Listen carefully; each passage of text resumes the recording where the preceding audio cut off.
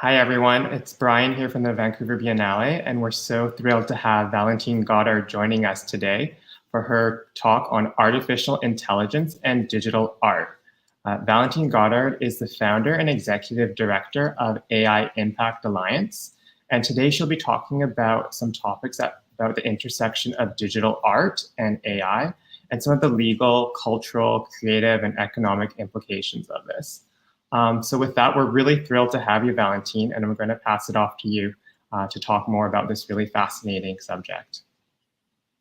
Awesome. Thank you so much, Brian. Thank you to the Biennale team for having me. And hi, everyone. I can't see you, but I'm going to try and mentally connect with everybody. Send me your questions through the chat. It's kind of like my way of seeing you and hearing you. The presentation, I'm going to start some slides, and I'm really sorry, I'm going to be sliding, like really going fast through them.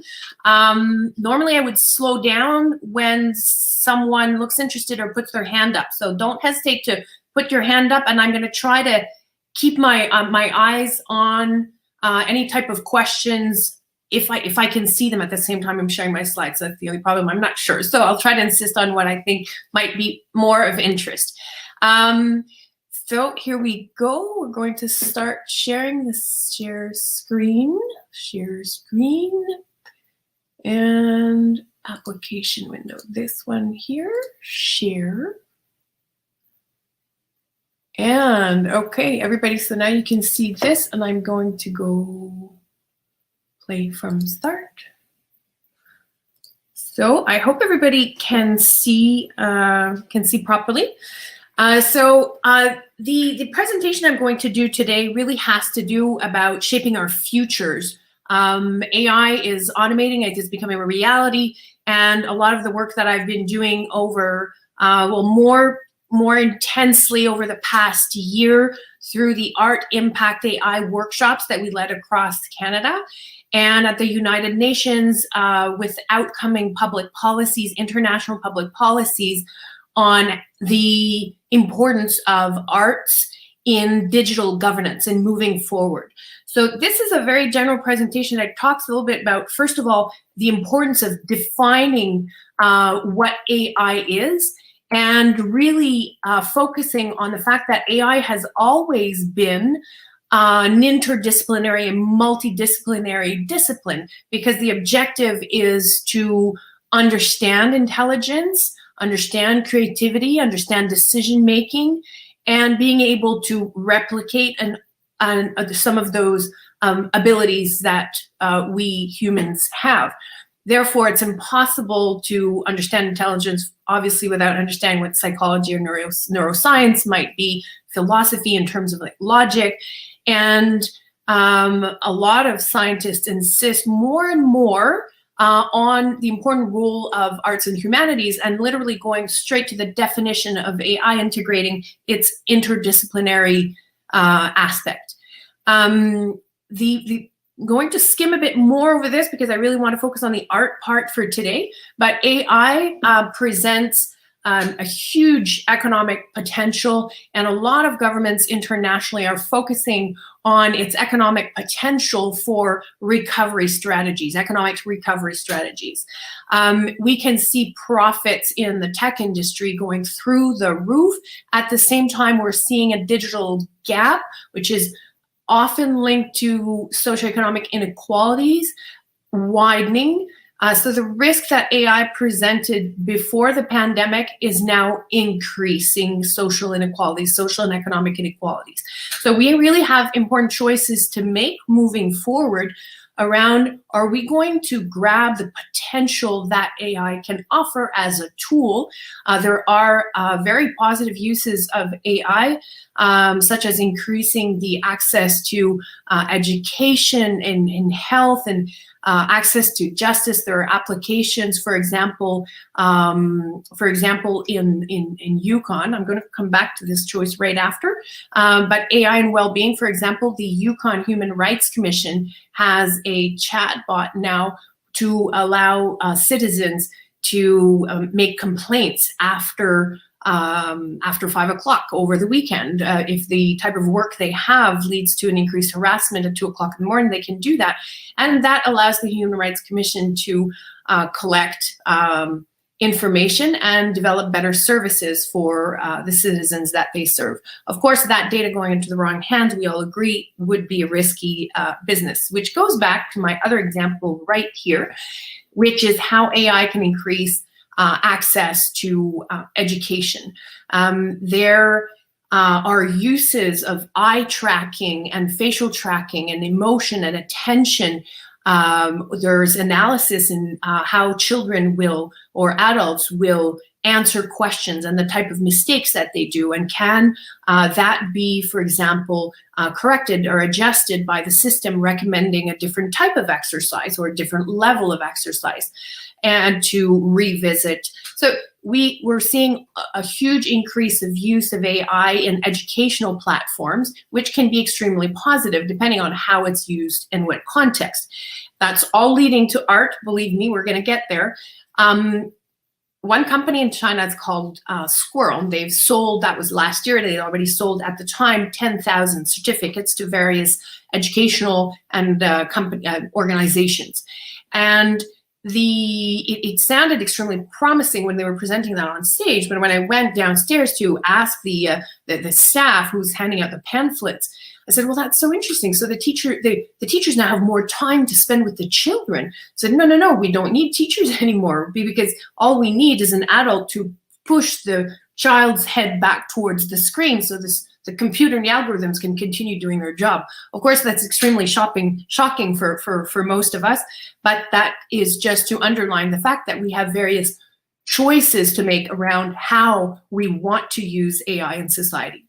So this is me at a workshop at the UN talking about how can we use AI to improve our capacity to achieve sustainable development goals, and how to socialize the benefits of AI. And so we'll get to that soon, and what the role of the arts is in digital governance. This is a portrait of the AI ecosystem worldwide in certain, so the right one is the Canadian AI ecosystem, and the left is more in the global south and Asia. And you can see it really has very similar ratios in terms of who is using, which sector is using AI right now. If you look at Canada, the one's very clear. You can see the little yellow part is the part that I scribbled, and that is the public and nonprofit sector use of AI. So over 95% of the use of AI is in the private sector. And why that will matter is what purpose and how much of that will be redistributed as a benefit to society, and who's collecting the intellectual property in the development of those AI technologies. Who makes AI is really also important in terms of the development and its governance. And just to go back very quickly, I don't know who's familiar or not with the term governance, but it will cover ethical guidelines that can be as simple as a 10 set of rules within a company to a larger document that really looks at is it promoting human rights? Is it creating harm in certain people? So there's various types of ethical frameworks that are developed. Those ethical frameworks, those guidelines become normative guidelines. They become harder laws. And the ethical frameworks we're developing now will most likely inform those legislators who will be writing laws. So this is why I really insist on the fact that this gender gap and diversity crisis in AI will have an impact on what type of AI that we develop and the type of AI governance structures and frameworks that we put around AI to ensure an ethical, responsible, beneficial deployment in society of those technologies. So just a quick couple numbers. You probably already had time to look at these while I was talking, but in short, if you look at who works in a very broadly defined social sector, civil society organizations, NGOs, social purpose, entrepreneurs. The number of women is extremely high, and the statistics vary between a high 68% to 8 out of 10 workers in social economy being women. It's often a sector as well that's more diverse and have younger workers with like experience, older workers, newer Canadians coming into the workplace. So it's a very diverse sector and definitely a very highly representative of some female workers. Versus who's doing AI right now, who's doing writing the research. The rough statistic, if you look globally across the world, 15% of women researchers publishing in AI. So really affecting the future of how we design it and how we see it and what it becomes. 15% staff at Facebook, 10% at Google. The underrepresentation of Black people is just flabbergasting, and you'll see at the bottom, you can quick screenshot. I really strongly encourage you. I put, whose names did I put down there? Sophia Noble is a starter. Virginia Eubanks wrote about automating inequalities. So if it's a topic that interests you, Kathy O'Neill is amazing. There's a really good documentary by Shalini Kantaya that is called Coded Bias that I strongly encourage you to see if that's, am I going to skip these if you haven't? Who is making AI and who governs AI? Some very quick statistics here that was done by the research here. You can look up the research. Anna Jabin, Marcela Yenka, and Effie Vallena.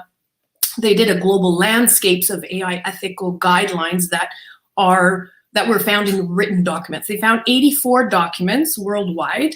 And if we look at who is developing those frameworks, we have 58.4% of those developed by the private sector or public-private collaborations, very, very few public-private real civil collaborations.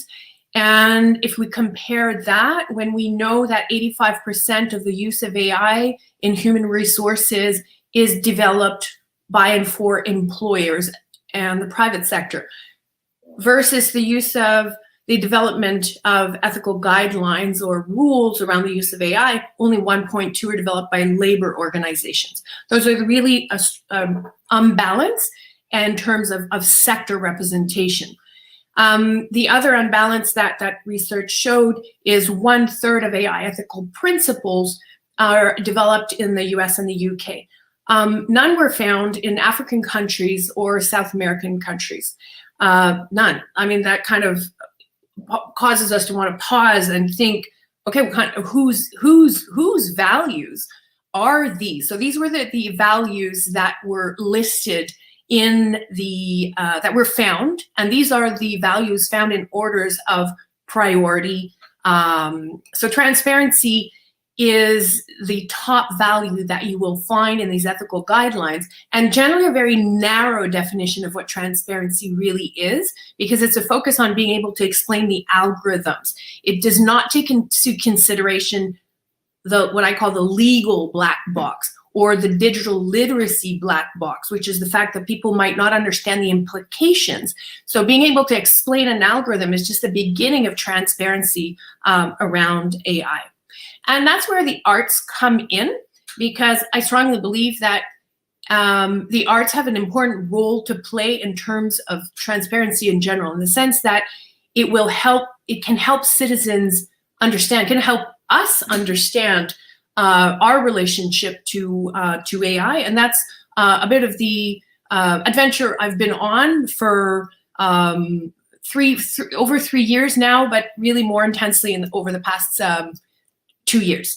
So AI is smarter with the arts. AI is more democratic with the arts.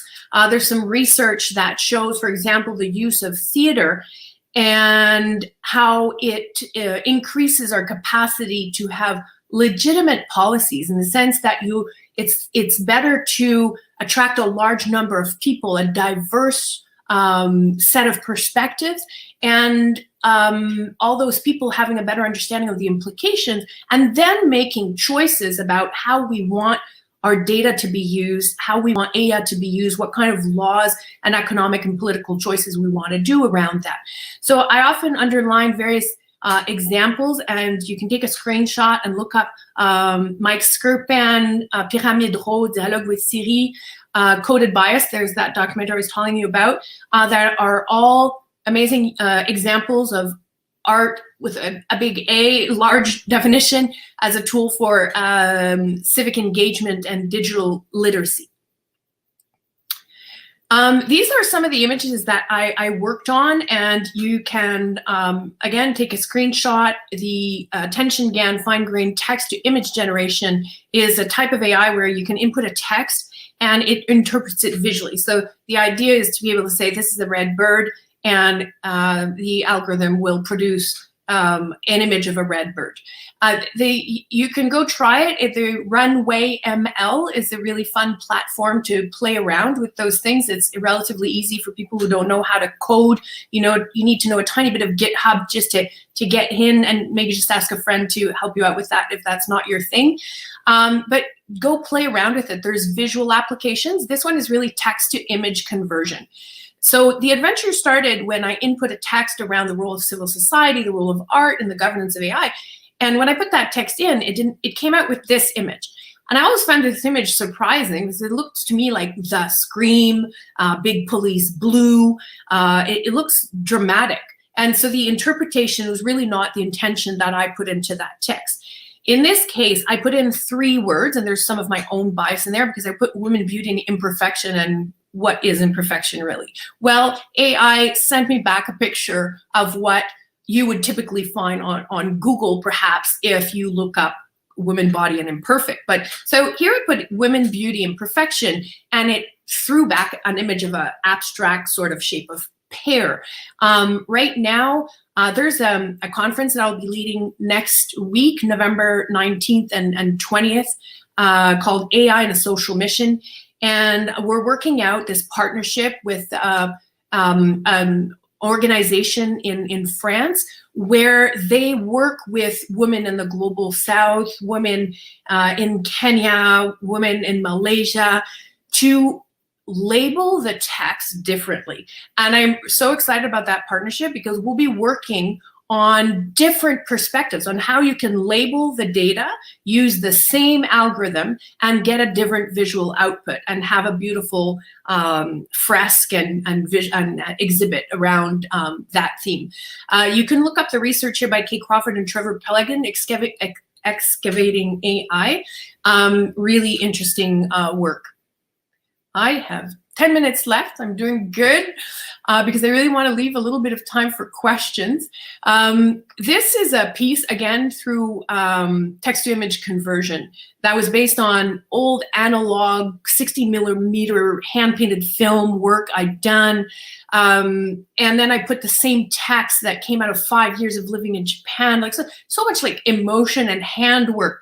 And then I put that text into the text conversion, and like 3 seconds later, I had this image. And I actually liked it. I was like, wow, it really picked up on the colors and the linen and all that stuff I was talking about and the culture. I thought, yeah, this is cool. But I just want to point to some really, really important issues that we'll be discussing on our panel here at artproject.io on Saturday. You can check out the schedule.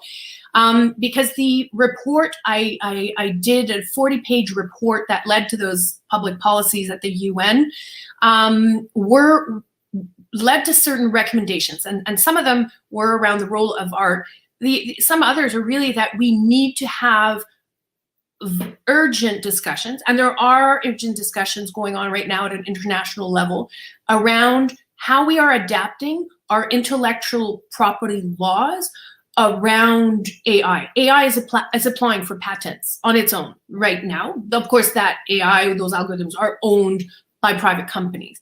So what are the economic implications on that and geopolitical implications? So if you are interested, you can look at WIPO, World Intellectual Property Organization, or join us on Saturday. I have a high-level expert who's coming from Argentina to talk to us about that.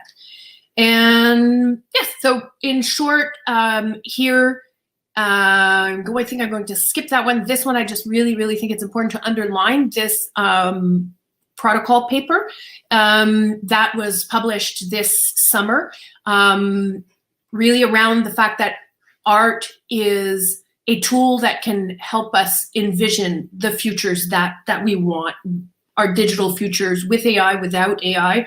But it's talks about data stakeholder rights, really important paper to look at. I'm going to run out of time and I want to have questions.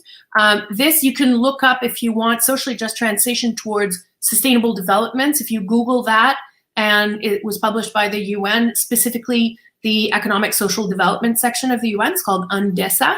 And my recommendations are published there. Their recommendations are published there. The last thing I really want to talk about is the conference I am organizing next week. It's an international conference. It's our 3rd edition around the social impact of AI, called AI on a Social Mission. If you buy a ticket, there's different ticket prices because it's more modeled around being crowdfunding and funding for Art and AI, immersive interactive virtual gallery magazine. The beta version of the application is ready. We want to bring that into a really engaging immersive web experience to facilitate multidisciplinary sectoral dialogue around the ethics of AI and social impact of AI, a lot more inclusive, and really augment artists' voices around the future of AI that we want to see. So we're writing our tomorrow. That's it. I'm going to stop screen sharing and look to see if there are any questions. I managed to finish almost on time.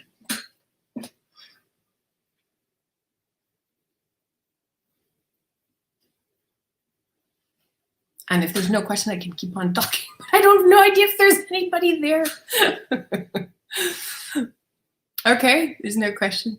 I can put, is there anybody like there listening at all? Because the rest of what I can do is I can put some links for people to read up later. Natalia, I know you.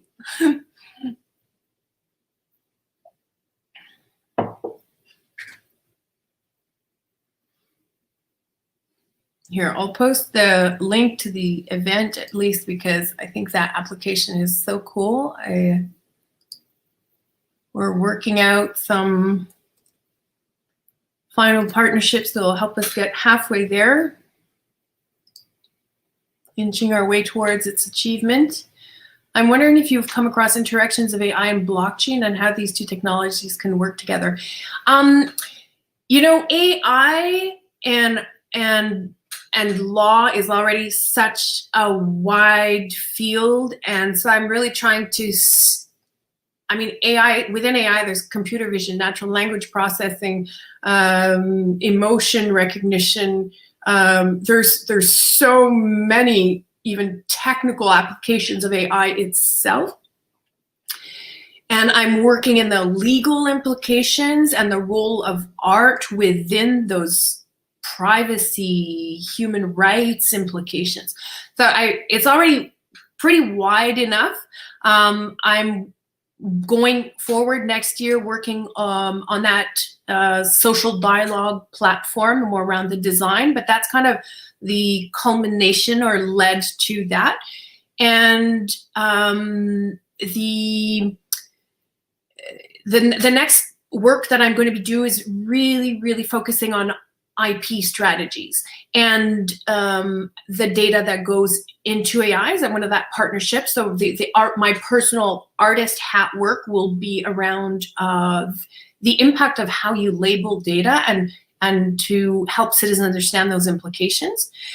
And so yeah, IP and the data governance and the level of collaboration that we need to have in communities to bring data sets together to use it by and for us. And I see something quickly. Where can an Indigenous person go for support with AI work? Oh my goodness. Okay, look up. There's BC's first Nation Data Governance Initiative. They are doing very groundbreaking work. I don't know how much of it they publish and how much information they can give you around language revival. I know there's again, NSERC, National Research Council of Canada is doing work around language revival for Indigenous languages and jar. You can look up PingGuac. PingGuac is a digital literacy community engagement organization in Nunavut. I'm sure they have lots of information around that, because they do animation, they do film, they do story making. There are those are the quick ideas that come to my mind. So that's the same question twice. Okay, and then the next one, because I have 3 minutes left. How did you get into AI? Oh, and sorry, Moni Gar, around. Look up the protocol paper that I talked about earlier, because Jason Lewis here at Concordia in Montreal, Concordia University in Montreal, will most likely definitely have lots of information. And the protocol paper itself had so many quotes and research and references that it's very, very rich in information. How do I get into AI? I studied theater and sociology. I did a bachelor in those. Then I became a lawyer. I was always very, very interested in the implications of technology in society. And I mostly worked as a human rights lawyer, a lot of education around law. And I used art to teach law and human rights. So for me, it was extremely natural when I saw the human rights implications of AI to go towards, again, arts to engage citizens around its human rights implications, and political and geopolitical. It has very, very large and wide. It's a transformative technology, and I work with AI scientists and technology day in, day out. And even though it has its implementation challenges, it's not something easy that you can just produce like that. But when it works, it does, and it's doing wonders. But it's also putting a lot of power in a very small set of hands right now. So that's, I think, I see those inequalities widening, and it's of high concern to me. Okay, I see you can post the links here. And yes, well, I'll be happy. I'll sign into Attendify and post some of the most important links in the presentation, for sure. My pleasure. So I think that there's that's kind of the, yes. It's like 1 minute, so I guess we're good. Thank you so much for being here, and join us for the dive in onto how to change the narratives around AI and intellectual property strategies and art on Saturday.